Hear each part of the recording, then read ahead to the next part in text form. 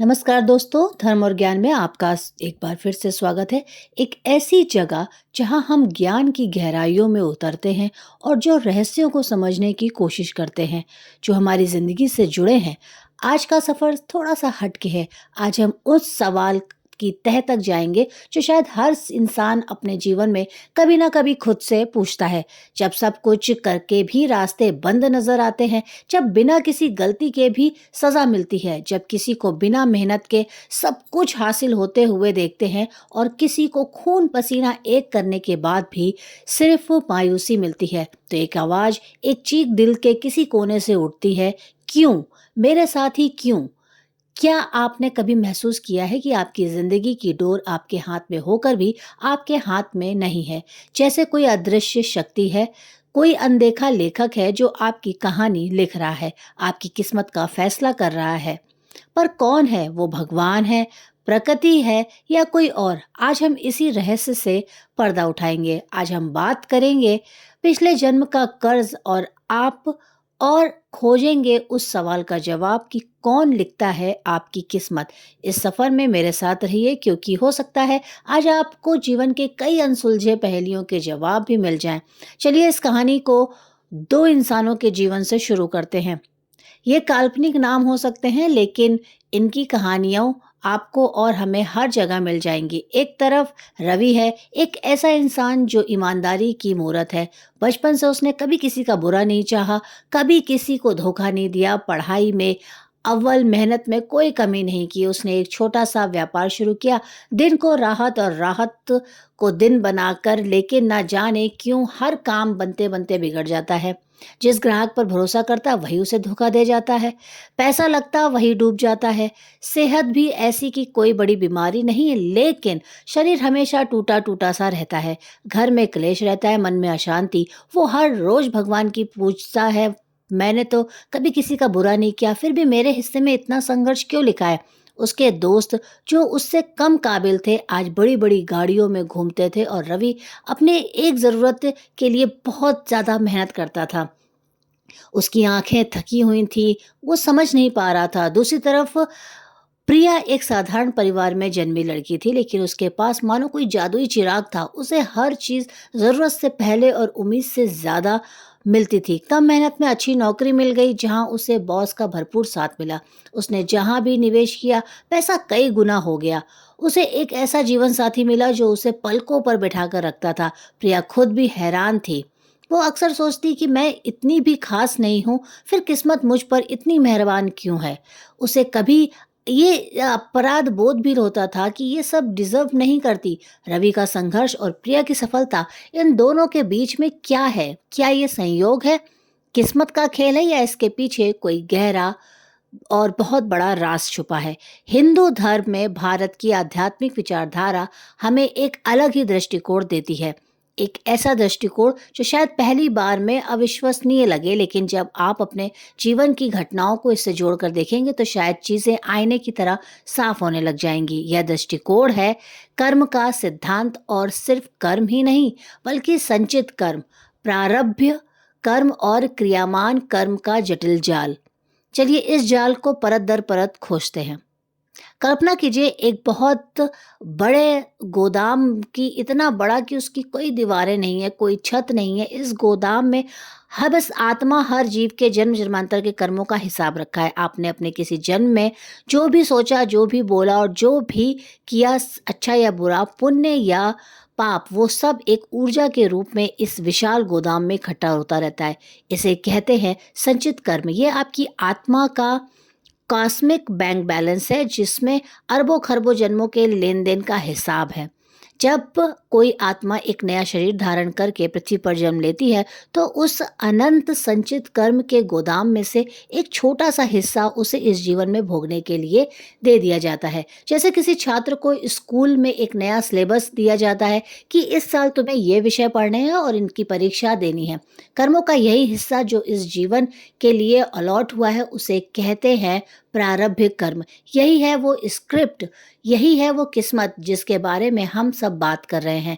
ये वो अदृश्य धागे हैं जो आपके जीवन की दिशा तय करते हैं। आपका जन्म किस परिवार में होगा, आपके माता पिता कौन होंगे, आपका शरीर कैसा होगा, आपको जीवन में किस तरह के सुख और किस तरह के दुख मिलेंगे, ये सब बहुत हद तक इसी प्रारंभ में तय होता है। तो सवाल का पहला हिस्सा, कौन लिखता है आपकी किस्मत? इसका चौंकाने वाला जवाब है आप। जी हाँ, आपने ही आपके पिछले जन्मों के कर्मों ने आपके इस जीवन की स्क्रिप्ट लिखी है।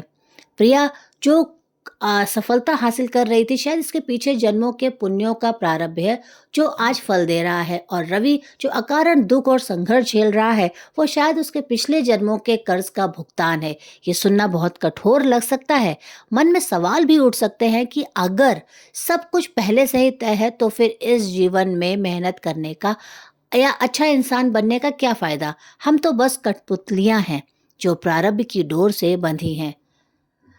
लेकिन रुकिए, कहानी अभी खत्म नहीं हुई है। रहस्य इससे भी गहरा है, क्योंकि हिंदू विचारधारा आपको कभी भी असहाय या लाचार नहीं छोड़ती। यहीं पर आता है कर्म के सिद्धांत का तीसरा और सबसे महत्वपूर्ण हिस्सा, क्रियामाण कर्म।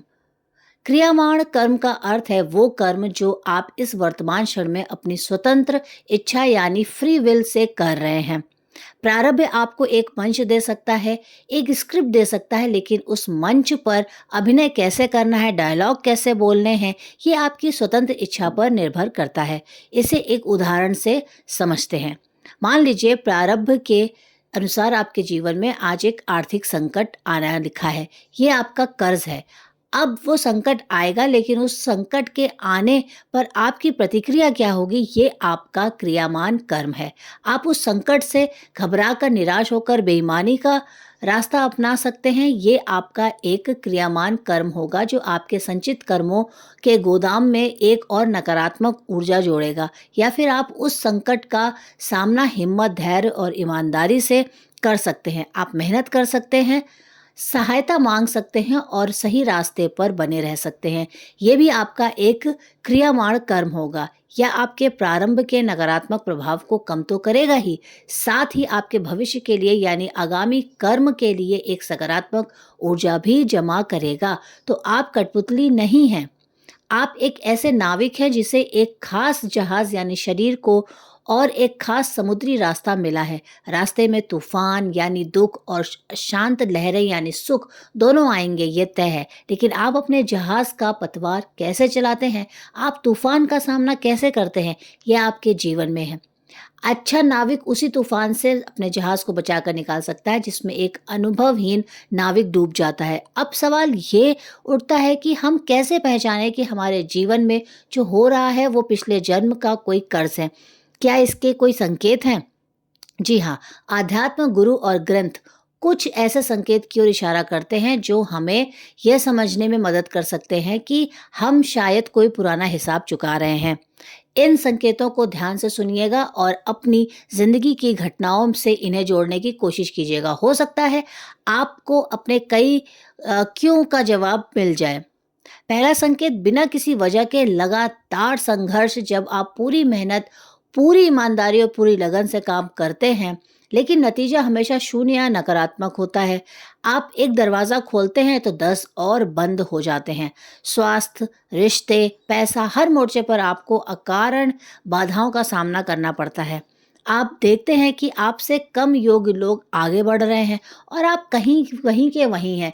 ये एक बहुत ही प्रबल संकेत हो सकता है कि आपका प्रारंभ इस जीवन में कोई आपसे पुराना ऋण चुका रहा है। ये संघर्ष आपको तोड़ नहीं रहा, बल्कि आपके कामों के बोझ को हल्का कर रहा है। दूसरा संकेत, अकारण भय और फोबिया।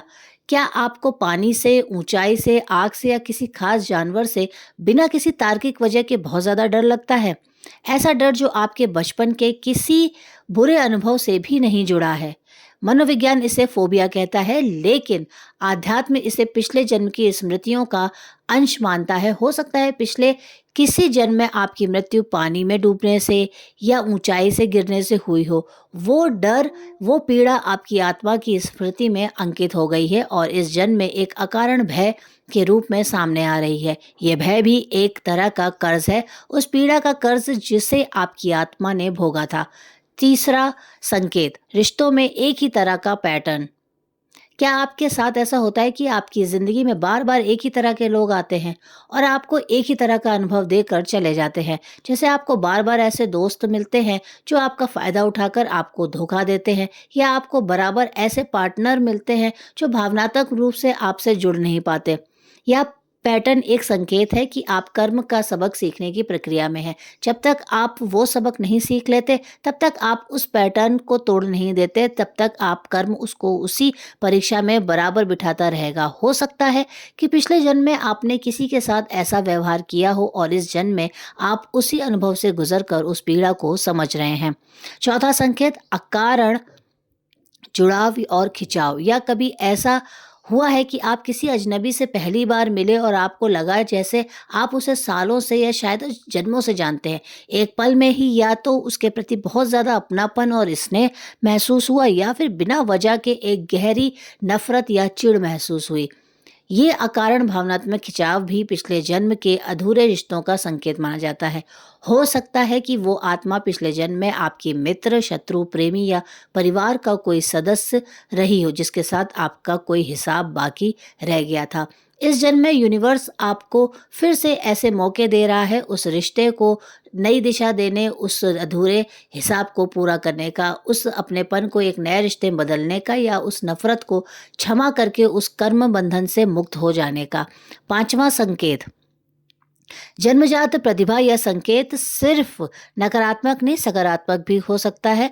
आपने ऐसे बच्चे देखे होंगे जो बिना किसी ट्रेनिंग के अद्भुत संगीत गाते हैं, या कोई वाद्य यंत्र बजा लेते हैं, या कोई ऐसा व्यक्ति जो मशीनों को देखकर ही समझ जाएगा कि वो कैसे काम करती हैं, जबकि उसने कभी उसकी पढ़ाई नहीं की। ये जन्मजात प्रतिभा भी संचित कर्म है, कि एक रूप है। ये वो ज्ञान, वो हुनर है जिसे आत्मा ने अपने पिछले किसी जन्म में बहुत मेहनत से सीखा था और उसकी ऊर्जा को अपने साथ इस जन्म में ले आई है। ये एक तरह का पुण्य का कर्म है जो प्रकृति आपको इस जीवन में एक उपहार के रूप में लौटा रही है। छठा संकेत, बार बार आने वाले सपने। कुछ सपने ऐसे होते हैं जो हमें बार बार आते हैं। एक ही अनजान जगह, एक ही अनजान चेहरा, एक ही अजीब सी घटना। हम उन जगहों पर कभी गए नहीं, उन लोगों से कभी मिले नहीं, फिर भी वो हमारे सपनों में जीवंत हो उठते हैं। आध्यात्म मानता है कि ये सपने हमारे अवचेतन मन में दबी हुई पिछले जन्म की स्मृतियों के टुकड़े हो सकते हैं। वो अधूरी ख्वाहिशें, वो अधूरे काम, या वो दर्दनाक घटनाएं जो हमारी आत्मा भूल नहीं पाई है, वो सपनों के जरिए सतह पर आने की कोशिश करती हैं। तो ये कुछ संकेत हैं, कुछ इशारे हैं जो हमें बताते हैं कि हमारे जीवन का कैनवास सिर्फ इसी जन्म के रंगों से नहीं रंगा है। इसमें पिछले कई जन्मों के गहरे और हल्के रंग शामिल हैं। ये सब जानते रहने के बाद मन में गहरी उदासी और लाचारी का भाव आ सकता है कि अगर हम ऐसे हैं तो फिर आगे क्या होगा। कि अगर मेरे दुख मेरी आत्मा के परिणाम हैं, तो मैं तो बस एक बार ही अपने बनाए कामों के जेल में काट सकता हूँ। मैं इससे बाहर कैसे निकल सकता हूँ? क्या इस कर्ज से मुक्ति का है, इस चक्र से बाहर निकलने कोई रास्ता है? इसका जवाब हाँ है, बिल्कुल है। और यही हिंदू विचारधारा की सबसे खूबसूरत और सबसे शक्तिशाली बात है। वो आपको सिर्फ समस्या बताकर नहीं छोड़ती, वो आपको समस्या से निकलने का रास्ता भी दिखाती है। वो आपकी शक्ति का एहसास कराती है। इस कर्म के कर्ज से मुक्त होने का रास्ता किसी चमत्कार या किसी जादुई पूजा पाठ में नहीं है, बल्कि आपकी अपनी चेतना, आपकी अपनी नज़रिए और आपकी अपनी क्रियामान कर्मों के छुपा है। चलिए अब उस रास्ते पर चलते हैं जो हमें लाचारी से सशक्तिकरण की ओर ले जाता है। पहला कदम, स्वीकार, शिकायत नहीं। जिस पल आप ये समझ जाते हैं कि आपके जीवन की चुनौतियां किसी और की दी हुई सजा नहीं, बल्कि आपके ही अतीत का कर्मों का परिणाम है, उसी पल आप शिकायतकर्ता की भूमिका से बाहर आ जाते हैं। आप क्यों मेरे साथ की जगह ये मेरा हिसाब किताब मुझे चुकाना है कि भावना में आ जाते हैं। ये स्वीकार भाव है, लाचारी रही। स्वीकार का अर्थ है स्थिति को जैसी है वैसा देखना, और बिना किसी कड़वाहट के जैसे ही आप शिकायत करना बंद कर देते हैं, आपकी आधी ऊर्जा जो लड़ने में खर्च हो रही थी वह बच जाती है। इस्तेमाल समाधान खोजने में लग सकते हैं। यह पहला और सबसे बड़ा कदम है। दूसरा कदम क्षमा की अद्भुत शक्ति है।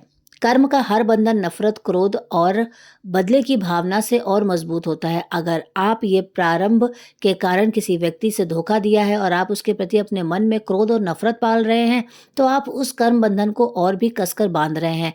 आप अगले जन्म के लिए एक और कड़वे रिश्ते की नींव रख रहे हैं। इस बंधन को काटने का एकमात्र तरीका है क्षमा।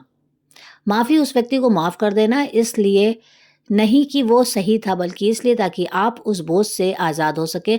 माफ़ी देना दूसरों के लिए नहीं, अपने खुद के लिए एक उपहार है। ये उस जहर को पीने के से भी बड़ा है जो किसी के लिए रखा गया था और दूसरे को नहीं। खुद को भी माफ़ करना, अपने अतीत की गलतियों के लिए, अपनी मजबूरियों के लिए। जब तक आप खुद को माफ़ नहीं करेंगे, तब तक आप अपराध बोझ के बोझ तले दबते चले जाएंगे और बोझ एक नकारात्मक कर्मों को जन्म देगा। क्षमा एक ऐसा साबुन है जो कर्मों के मैल को धो देता है। तीसरा कदम, अपने क्रियामान कर्म को सचेत होकर सुधारना। यही वो बिंदु है जहां आप अपनी किस्मत को दोबारा लिखना शुरू करते हैं। प्रारब्ध को आप पूरी तरह मिटा नहीं सकते, लेकिन अच्छे क्रियामान कर्मों से उसके प्रभाव को काफ़ी हद तक कम ज़रूर कर सकते हैं। जैसे धूप बहुत तेज़ हो रही है तो उसे देख सकते हैं, छाता लगा सकते हैं, तपिश को कम कर सकते हैं। आपके अच्छे क्रियामान कर्म वही छाता है जिसके लिए कुछ तरीके हैं। निष्काम कर्म श्रीमद् भगवद गीता का यह सार है। अपने हिस्से का काम, अपनी जिम्मेदारी पूरी ईमानदारी और लगन से करो, लेकिन फल की चिंता मत करो। फल आसक्ति ही नए कर्मों को जन्म देती है। आप जब सिर्फ कर्म पर ध्यान देते हैं तो फल ईश्वर पर छोड़ देते हैं, तो आप कर्म के बंधन से मुक्त होने लगते हैं। रवि, अगर ये सोचिए कि मेरा काम मेहनत करना है, व्यापार चले या ना चले, मेरे हाथ में नहीं है, और वो बिना निराश हुए अपना काम करता रहे, तो अपने प्रारब्ध को काट भी रहा है और कोई नया बंधन भी नहीं बना रहा है। सेवा और दान, बिना किसी स्वार्थ के, सिर्फ मानवता के नाते किसी ज़रूरतमंद की मदद करना, चाहे वो मदद तन से हो, मन से हो, धन से हो, कर्मों के कर्ज को चुकाने का सबसे तेज माध्यम माना गया है। जब आप किसी और के आंसू पोंछते हैं तो प्रकृति आपके आंसू पोंछने का इंतजाम करती है। जब आप किसी भूखे को भोजन कराते हैं तब आप अपने प्रारब्ध की भूख को शांत कर रहे होते हैं। सेवा और दान वो सकारात्मक ऊर्जा पैदा करते हैं जो नकारात्मक प्रारब्ध के प्रभाव को भस्म कर सकती है। कृतज्ञता यानी ग्रेटिट्यूड, हमारे पास जो नहीं है हम उसका रोना रोते हैं, लेकिन जो हमारे पास है, क्या हम उसके लिए शुक्रगुजार हैं? कृतज्ञता का भाव एक जादुई शक्ति है। जब आप हर छोटी बड़ी चीज़ के लिए, अपनी सांसों के लिए, अपने परिवार के लिए, आज मिले भोजन के लिए धन्यवाद का भाव रखते हैं, तो आप ब्रह्मांड को एक सकारात्मक संदेश भेजते हैं। आप अभाव की ऊर्जा से निकलकर प्रचुरता की ऊर्जा में प्रवेश करते हैं। आप आकर्षण का नियम कहता है कि आप जिस ऊर्जा में रहते हैं वैसी ही चीज़ों को अपनी ओर आकर्षित करते हैं। प्रार्थना और ध्यान, प्रार्थना आपको उस परम शक्ति से जोड़ती है और आपको आंतरिक बल देती है। ये आपको ये एहसास दिलाती है कि आप इस लड़ाई में अकेले नहीं हैं। वही ध्यान आपके मन को शांत करता है, आपको अपने विचारों और भावनाओं के प्रति जागरूक बनाता है। एक जागरूक मन ही सही और गलत क्रियात्मक क्रियाओं के बीच फर्क कर सकता है। ध्यान आपको अपने प्रारब्ध को एक साक्षी भाव को देखने की शक्ति देता है, जिससे आप इस करके दुखों में डूबते नहीं बल्कि उनसे सीखते हैं। तो चलिए वापस रवि और प्रिया पर लौटते हैं। रवि ने जब इन बातों को समझा तो उसके जीवन में कोई चमत्कार नहीं हुआ। उसकी दुकान रातों रात चलने नहीं लगी, लेकिन उसके अंदर एक बहुत बड़ा बदलाव आया। उसने हालात की शिकायत करना बंद कर दिया। उसने मान लिया कि यह संघर्ष शायद मेरे ही किसी अतीत का हिस्सा है और मुझे इसे शांति से स्वीकार करना है। वो अब भी उतनी ही मेहनत करता था, लेकिन अब उसके मन में कड़वाहट नहीं थी बल्कि एक शांति थी। उसने एक नियम बनाया कि वो अपनी कमाई का एक छोटा सा हिस्सा हर हफ्ते पास के आश्रम में दान करेगा, चाहे उसे खुद कितनी भी तंगी क्यों ना उठानी पड़े। उसने उन दोस्तों और ग्राहकों को मन ही मन माफ कर दिया जिन्होंने उसे धोखा दिया था। धीरे धीरे करके बहुत धीरे चीज़ें बदलने लगी। उसके मन का बोझ हल्का हुआ और उसकी सेहत सुधरने लगी। उसके शांत स्वभाव को देखकर कुछ नए और ईमानदार ग्राहक उससे जुड़ने लगे। उसका व्यापार बढ़ा नहीं, लेकिन स्थिर हो गया। बाहर से देखने पर शायद उसकी जिंदगी में बड़ा बदलाव नहीं आया था, लेकिन अंदर से वो एक बहुत हारा हुआ महसूस नहीं करता था। एक शांत और मजबूत योद्धा बन चुका था, जो अपनी लड़ाई लड़ना सीख गया था। उसने अपनी किस्मत को कोसना छोड़कर अपनी कलम खुद अपने हाथ में ले ली थी। वहीं दूसरी ओर प्रिया ने जब ये समझा कि उसकी सफलता शायद उसके पिछले पुण्यों का फल है, तो उसके अंदर का अपराध बहुत खत्म हो गया, लेकिन उसकी जगह एक जिम्मेदारी का भाव भी ले लिया। उसे समझ आया कि सौभाग्य उसे भोग विलास के लिए नहीं, बल्कि कुछ अच्छा करने के लिए मिला है। उसने अपनी आय का एक बड़ा हिस्सा ज़रूरतमंद बच्चों की शिक्षा में देना शुरू कर दिया। उसने अपने पद का इस्तेमाल दूसरों की मदद करने के क्रियामान कर्म के लिए किया। उसने ये सुनिश्चित किया कि वो अपनी सफलता के अहंकार में कोई ऐसा कर्म ना करे जो उसके अगले जन्म का कर्ज बन जाए। तो अंत में वो सबसे बड़े सवाल पर लौटते हैं, कौन लिखता है आपकी किस्मत? तो इसका जवाब एक पंक्ति में ही है और एक दूसरे ग्रंथ में भी है। सरल जवाब यह है कि आपकी किस्मत का पहला मसौदा आपके ही पिछले कामों ने लिखा है, लेकिन हर दिन, हर पल, हर क्षण उस स्क्रिप्ट पे बदलाव करने की, उसे एक नई दिशा देने की कलम आपके हाथ में है। आपका हर विचार, आपका हर शब्द और आपका हर काम उस कहानी को दोबारा लिख रहा है। आप अपने अतीत के कैदी नहीं हैं, आप अपने भविष्य के निर्माता हैं। प्रारब्ध एक बहती हुई नदी की तरह है। आप उसकी धारा को शायद ना रोक पाएँ, लेकिन अपनी नाव को किस दिशा में ले जाना है, ये आज़ादी आपके पास हमेशा है। आपके जीवन में आने वाले दुःख और संघर्ष आपको तोड़ने के लिए नहीं, बल्कि आपके कर्ज उतार कर आपको हल्का करने के लिए आते हैं। वो आपको वो सबक सिखाने के लिए आते हैं जो आप सीख चुके थे, और आपके जीवन में आने वाले सुख और सफलता आपको अहंकार में डुबाने के लिए नहीं, बल्कि आपको एक अवसर देने के लिए आते हैं कि आप इस सौभाग्य का उपयोग करके और पुण्य अर्जित कर सके। तो अगली बार जब जीवन आपको किसी मुश्किल परिस्थिति में डाले, तो रुक कर एक पल ये ज़रूर सोचिएगा, कहीं ये वो मौका तो नहीं जब यूनिवर्स आपको आपका कोई पुराना हिसाब चुकाकर कर्म के बंधन से आज़ाद होने का अवसर दे रहा है, और उस पल आपकी प्रतिक्रिया ही आपकी आने वाली किस्मत लिखेगी।